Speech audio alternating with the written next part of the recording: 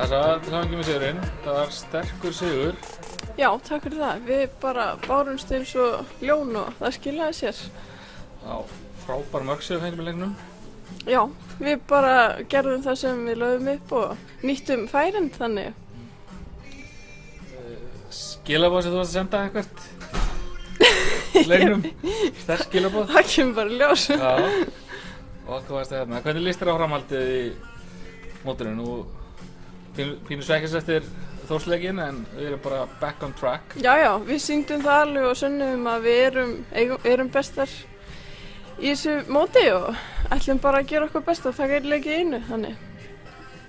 Næsti leikur, heimaleikur aftur á móti Fylki, lægsta liði? Já, bara mjög. Við bara komum aftur inn á krafti eins og við vorum í dag, þannig.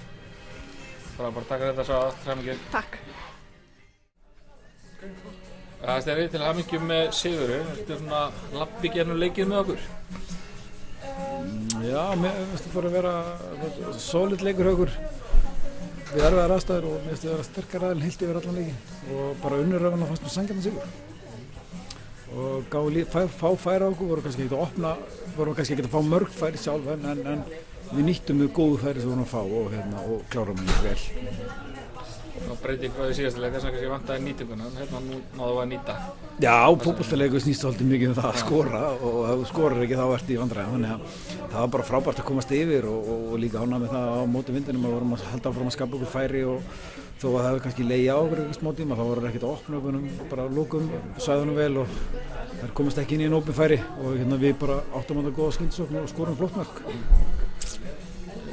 Fyrir Rakel ekki með alvarleg meiðsli þar í gangi? Nei, Rakel smávægilega meidd, ég bjartsýnn á að vera klár á mánudaginn og ég reikna með að vera klár á mánudaginn en aðra bara stigu upp og við erum með flottan hóp og við getum tekist á þetta, við erum alltaf með flott byrjunlega. Skýr skilaboð allavega hér í kvöld? Já, ég menna við ætlum að vera með í baráttunni, það ekkert sem heitir og þetta bara einn átján leikjunum og við mögum ekki fagna mikið en það gott að vinna lið sem spáð titli og hörkusterkt. Fylkir næsta leik, svona frekar ungt lið.